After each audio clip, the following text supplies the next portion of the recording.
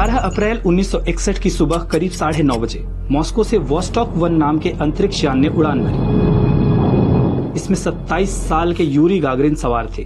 पहली बार कोई इंसान अंतरिक्ष में कदम रखने जा रहा था। स्पेस रेस में अमेरिका पर सोवियत रूस यानी तत्कालीन यूएसएसआर की ये बड़ी जीत थी। लेकिन इसके महज 8 साल बाद 20 जुलाई 1969 की शाम 4:17 पर अमेरिकी स्पेस सेंटर को नील आर्मस्ट्रांग की तरफ से एक मैसेज मिला।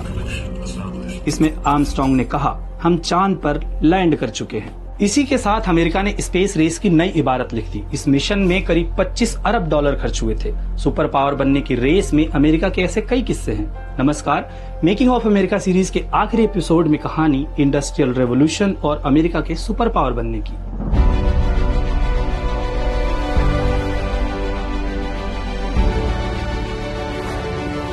18वीं सदी के अंत में अमेरिका कॉटन का सबसे बड़ा एक्सपोर्टर था। साल 1793 में अमेरिका ने एक अंग्रेज युवक की मदद से पहली अमेरिकी टेक्सटाइल मिल शुरू की और अगले 45 साल में अमेरिका का कॉटन प्रोडक्शन 2 मिलियन पाउंड से बढ़कर 80 मिलियन पाउंड हो गया। 19वीं सदी के आखिरी सालों में अमेरिका में petrochemical, steel manufacturing, electric power जैसी मॉडर्न इंडस्ट्रीज डेवलप होने लगी और 20 सालों में अमेरिका का इंडस्ट्रियल प्रोडक्शन 2 गुना हो गया। 1879 में अमेरिका में $540 करोड़ के इंडस्ट्रियल प्रोडक्ट बनते थे। 1899 तक ये आंकड़ा 2 गुना बढ़कर $1300 करोड़ पहुंच गया।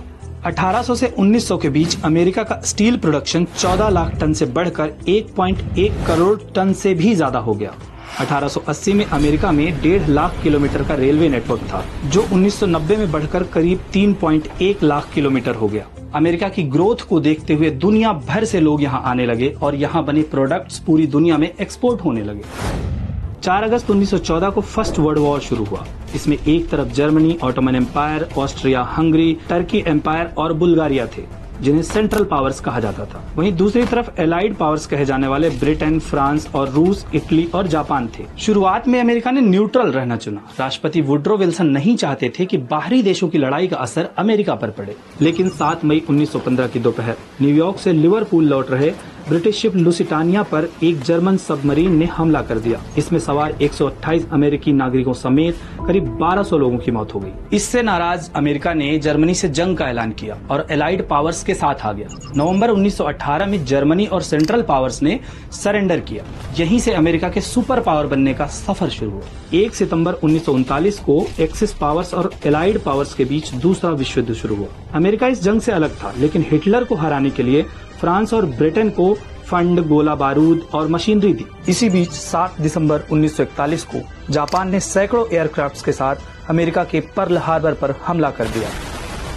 ये विस्फोट नागासाकी में गिराए गए बम से 1000 गुना ज्यादा शक्तिशाली था, जिसमें करीब। पूरा वीडियो देखने के लिए डाउनलोड करें दैनिक भास्कर ऐप।